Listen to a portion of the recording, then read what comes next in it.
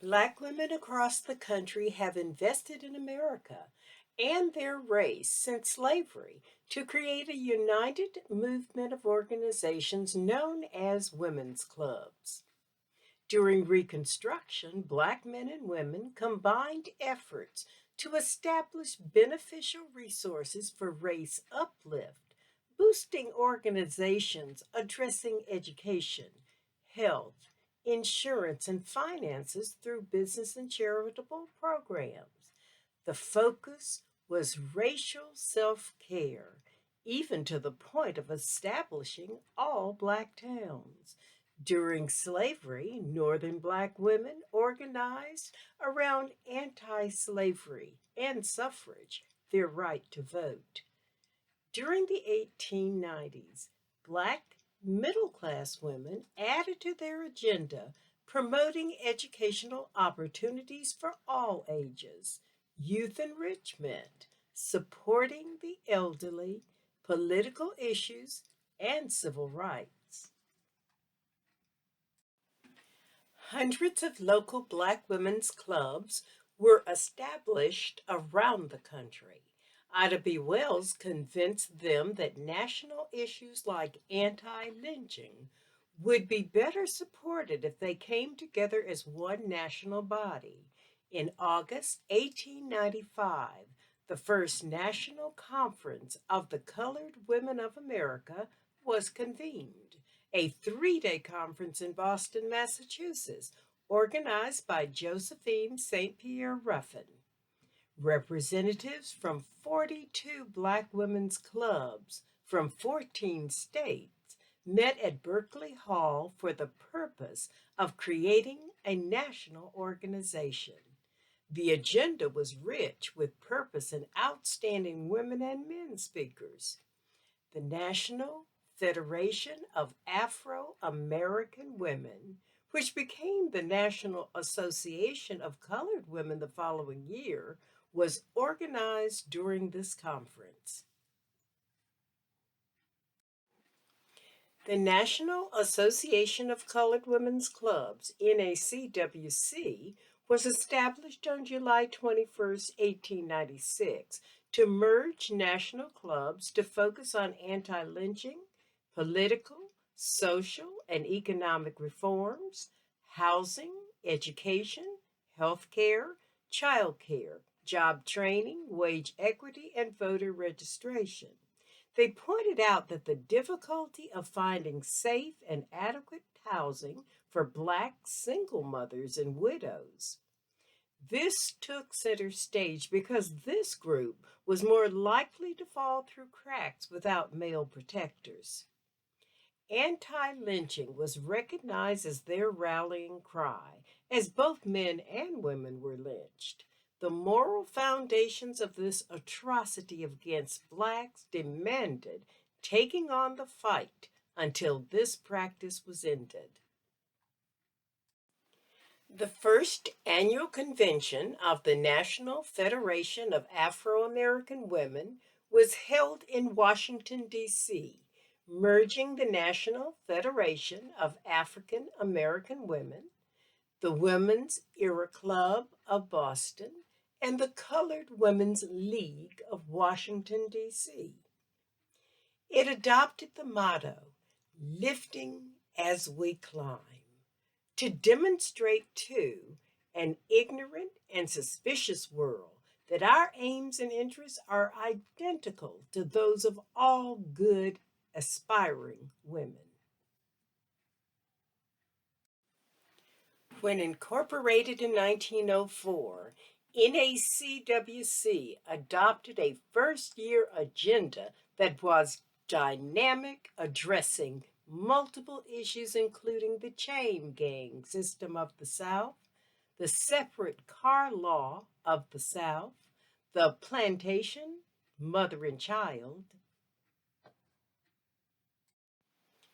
the rescue work in the alleys and slums of our great cities, the founding of homes for our working classes, and a greater interest in our fallen and wayward. During the next 10 years, the NACWC became involved in campaigns for women's suffrage, anti lynching, and eradicating Jim Crow laws. They also led efforts to improve education and the care of Black children and the elderly. Membership grew from 5,000 members in 1897 to 100,000 by 1924 before a decline during the Great Depression. The first president was Mary Church Terrell, 1863 to 1954. She was born in Memphis, Tennessee, to parents both freed from slavery. She was one of the first Black American women to earn a college degree. Terrell became known as a national activist for civil rights and women's suffrage. She taught Latin at the M Street School, now Paul Lawrence Dunbar High School, the first Black public high school in the nation located in Washington, D.C. In 1895, she was the first Black woman in the United States to be appointed to the school board of a major city, serving in the District of Columbia until 1906. Terrell was a charter member of the NAACP and the Colored Women's League of Washington in 1892. As noted, she helped found the and was the first national president of the NACWC. In 1923, she was also a founding member of the National Association of College Women.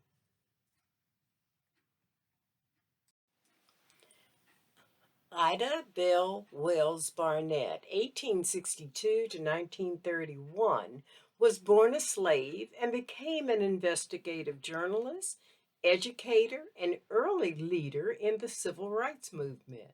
She was also one of the founders of the NAACP. Wells became one of the most famous Black women in U.S. history. While living in Chicago in the late 19th century, Wells was very active in the National Women's Club movement. In 1893, she organized the Women's Era Club, a first of its kind civic club for Black women in Chicago, later renamed the Ida B. Wells Club.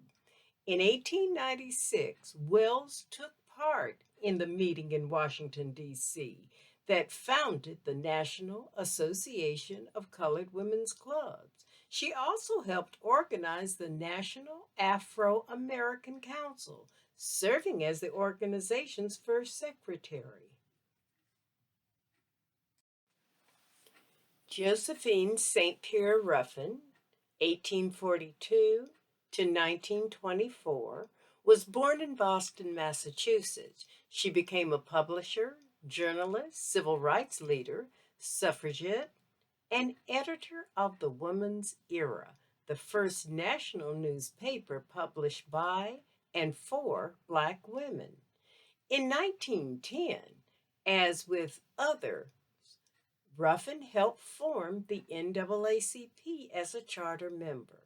In 1894, Ruffin organized the Women's Era Club in Boston, and in 1895, she organized the National Federation of Afro American Women. She was instrumental in planning and convening the first national conference of the Colored Women of America in Boston, attended by 42 Black women's clubs from 14 states that later merged into the NACWC.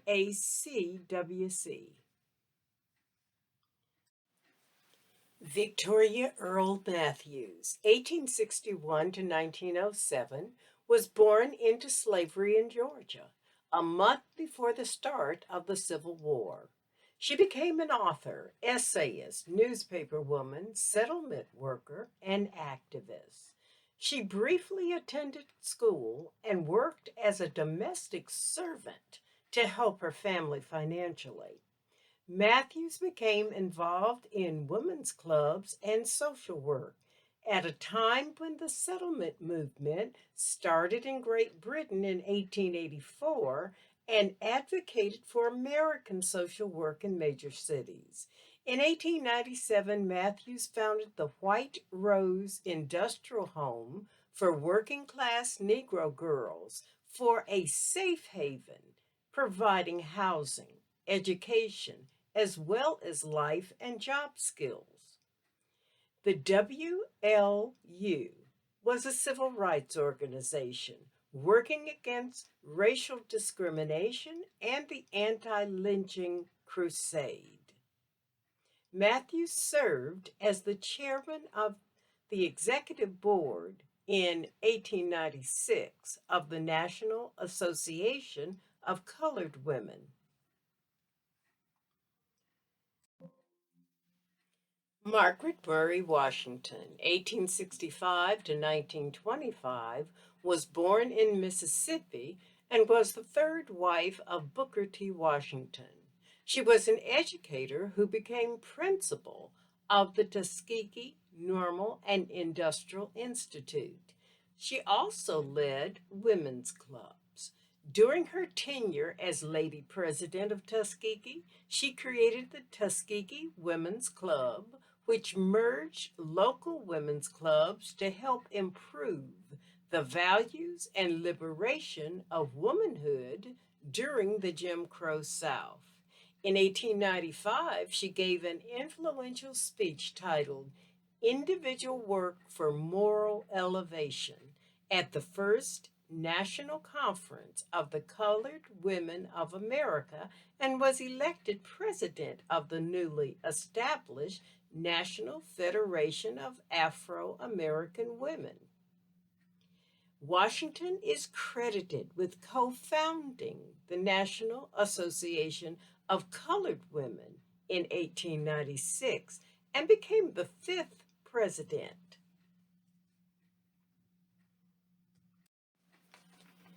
Anna Julia Hayward Cooper, 1858 to 1964, was born in slavery in North Carolina, and she became an author, educator, sociologist, public speaker, liberation activist, and a prominent Black scholar. She received a world class education and graduated in 1924, earning a PhD from the University Sorbonne in Paris, France. Cooper lived in Washington, D.C. In 1892, she helped form the Colored Women's League there. The goals of the service oriented club were to promote unity, social progress, and the best interests of the Black community.